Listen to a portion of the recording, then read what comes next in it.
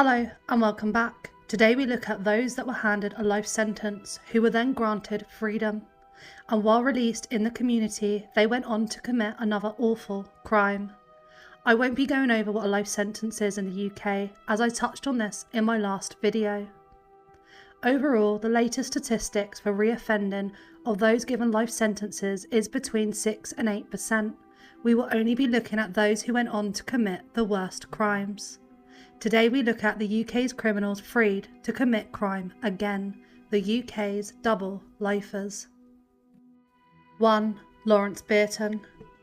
On the 25th of June 1995, two sisters, Eileen Duddell, aged 79, and Elsie Gregory, aged 72, were preparing cups of tea for themselves.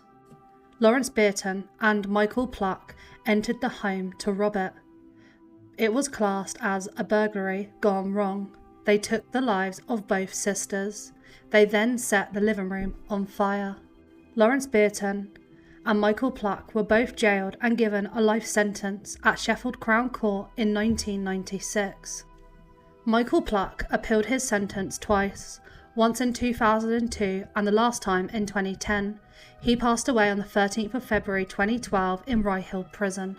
Benton was granted parole in 2017 and released.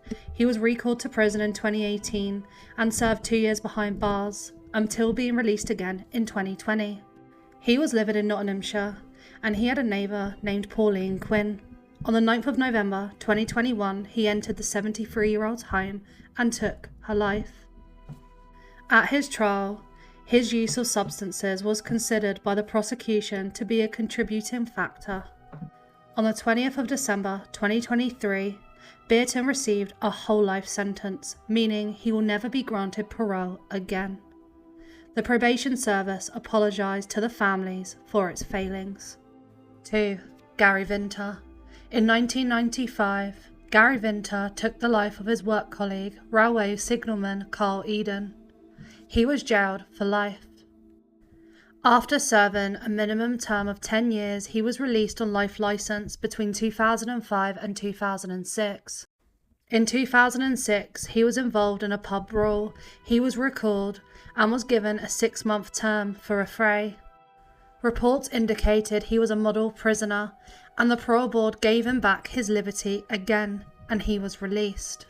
Just 8 weeks later, into his release, he took the life of his estranged wife, Anne White, in 2007.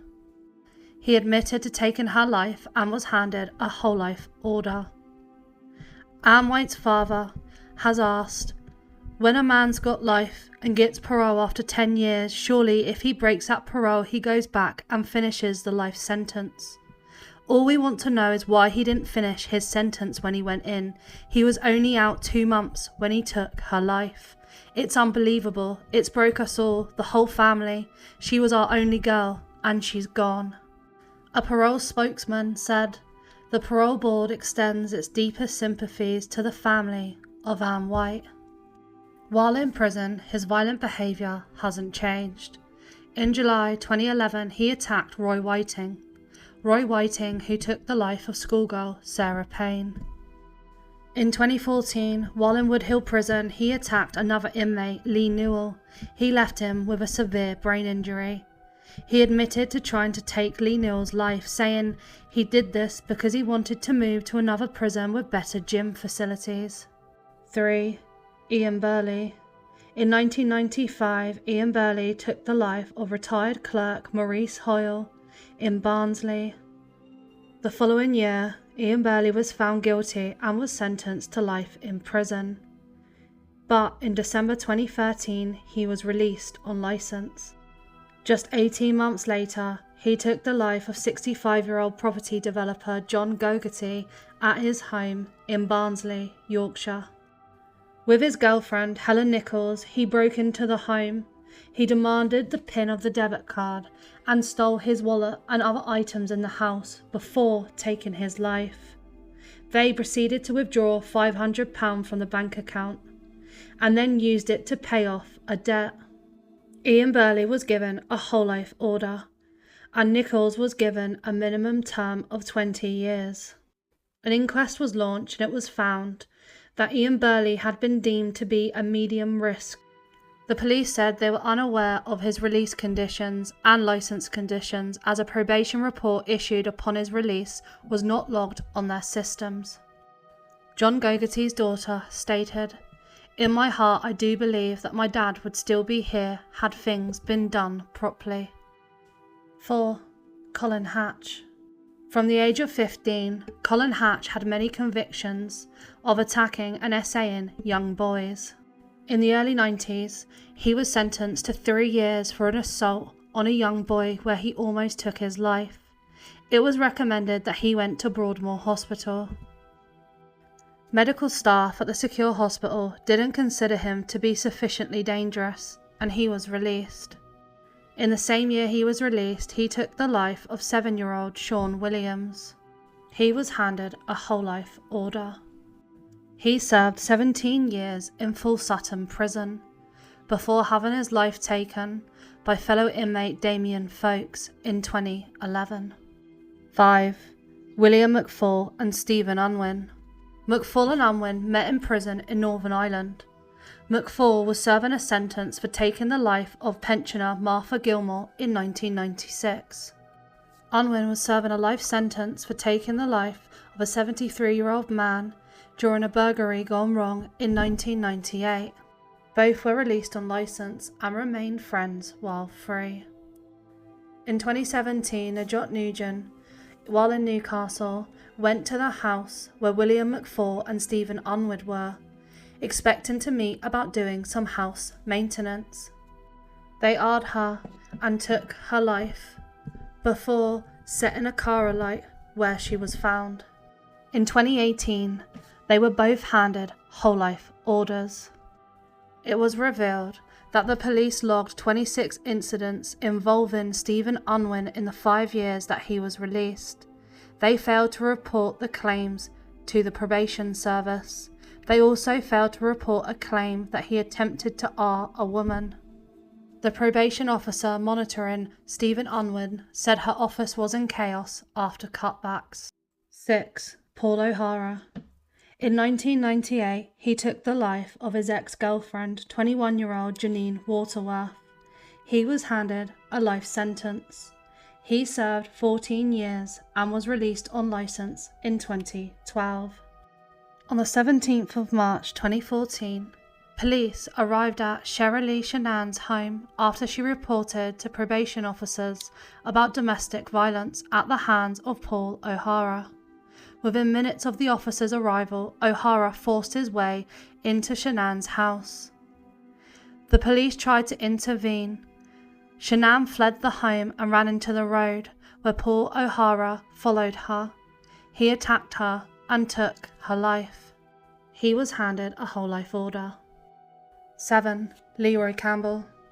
Leroy Campbell had been in and out of prison for very violent offences against women since 1983. He served 16 years for a brutal attack on another woman. He was released on licence after serving 16 years for this. Before being released in July 2016, he told a probation officer he was tempted to again. Despite this, the probation said, Leroy Campbell made excellent progress. He was clearly motivated to lead a law-abiding life in the community. This view was supported by other professionals. Probation officer Audrey Spence had concerned and voiced concerns that he was noticing open windows and was thinking of committing offences of a similar nature to his previous crimes. The police went to see him and assessed the risk. She also went to her senior probation officer. The senior probation officer's response was she was aware of what had gone on and his admission. She concluded that his risks had stabilised and he did not pose an immediate risk.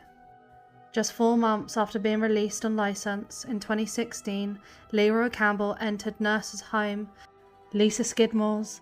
He took her life and attempted to take her mother's, but she survived. Her mother woke up and contacted emergency services. He was found guilty and handed a whole life order. 8. David Mitchell. David Mitchell's first crime was taking the life of his girlfriend when he was 23 years old. He handed himself in to the police. He was handed a life sentence. He served just over 20 years and was released on licence in 2013. While free, he lived in a hostel, where he met Robert Hind. David Mitchell and Robert Hind began a relationship. Mitchell moved to his own home in Huddersfield. Mr. Hind left the hostel to visit him on the 11th of December 2013, but he never returned. Police went through CCTV and saw Robert Hind and David Mitchell together on the day he disappeared at a Huddersfield bus station. Robert Hind was found in a canal, and forensic evidence led back to David Mitchell. On the day that David Mitchell took Robert Hind's life, David Mitchell had Googled details of offenders and boys, which Robert Hind had previously been jailed for. It's believed they got into an argument, and in a drunken rage, David Mitchell took Robert Hind's life. He was handed a whole life sentence. 9. Vinter Faren. Vinter Faren was jailed for 12 years in 1988 for harming a woman and attempting to take her life. He was released in 1995. Just a few weeks later, he attempted to take the life of Anne Fiddler in East Leigh. 6 weeks after this, he took the life of Glenda Hoskins in her home in Port Solent, Portsmouth. After doing this, he went on the run, but was eventually found in the south of France. He was handed a whole life order. He served his time in Wakefield Prison until he passed away last week on the 3rd of May 2024. 10. Mark Robinson. On the 27th of May 1979, he took the life of his neighbour, Patricia Ann Wagner, one day before her 33rd birthday. He was found guilty, and at court he sobbed and said, "I love you," to his mum as he was sent down to start his life sentence. He served 10 years and was released in 1989.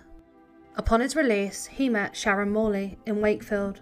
They began a relationship and moved to Billingham. She wanted to move back to Wakefield, which caused arguments. On the 19th of September 1989, Robinson discovered a photo of her ex-boyfriend. This enraged Mark Robinson. They had an argument and he took her life. He was handed a whole life sentence. In 2005, an additional 8-year sentence was added on for causing grievous bodily harm to a prison officer at Longlarton Prison. He attacked 5 prison officers at Wakefield Prison after his bread rations were cut. He had 3 more years added on to his sentence. Malcolm Green. Malcolm Green was handed a life sentence in 1971 for taking a woman's life in Cardiff. He served 18 years and was released on licence. Just 2 years after being released, he took the life of New Zealand tourist Clive Tyly. He was handed a whole life sentence. 12. Paul Glenn. Paul Glenn was jailed in 1989 for 13 years for taking the life of a man. He was released in 2002. 2 years later, he was hired as a hitman. He travelled down and took the life of Robert Bogle, but Robert Bogle was not the intended target. Smart, who lived with Robert Bogle, was the intended target. He was caught and arrested and handed a whole life order. 13. Glenn Dix. Glenn Dix took the life of Pia Overbury in 1980. He was given a life sentence. While in prison, he met a lady called Hazel. Hazel was going to the prison visiting her son, who was in there for motoring offences. Glenn Dix managed to convince Hazel that he was framed and he didn't commit the crime. He was released and Hazel and Glenn got married. But in 2004, they had an argument and he took her life. His only explanation to police was that they argued over what they wanted to watch on the telly. He was handed a whole life sentence. He passed away at the age of 60 in Ashworth Secure Hospital. 14. David Tyly. In 1995, David Tyly received a 6-year jail term for R and other offences. After his release, he returned to prison 3 times for failing to inform police of his whereabouts, which is compulsory for S offenders. Nothing was done about this. He went on in March 2007 to take the life of his disabled fiancée, Susan Hale. A week later, her carer, Sarah Merritt, arrived at Miss Hale's flat in Southampton, and he took her life. He was given a whole life order. 15. Mark Chivers. While in Germany, Mark Chivers took the life of Sabine Rappold in 1990. He served 15 years in a German prison before being deported. A loophole in the law meant probation officers in the UK were never told how dangerous he was. Just 11 months later, he took another woman's life. He took the life of his friend Maria Stubbings. He had already spent 4 months in prison for being violent towards Maria Stubbings. At his trial, he was handed a whole life order. 16. Royston Jackson. Royston Jackson took the life of teenager Stephen Raven in Essex in 1989. He served 16 years of a life sentence for this. 2 years after he was released in 2008, he took the life of convicted S offender Gordon Boone. He passed away at the age of 52 in Whitemoor Prison on the 10th of March 2019. 17. Ernest Wright. In 1971, he took the life of Trevor Hale, the husband of his pregnant lover. He spent 26 years in prison and was freed on licence in 1999. In March 2009, he took the life of Neville Corby over an argument about benefits, but he was also homophobic. He tried to take the life of Neville Corby's partner, but thankfully he survived. He was handed a whole life order. He passed away in 2019 in Wakefield Prison. 18. Desmond Lee. Desmond Lee took the life of Shirley Carr in 1989.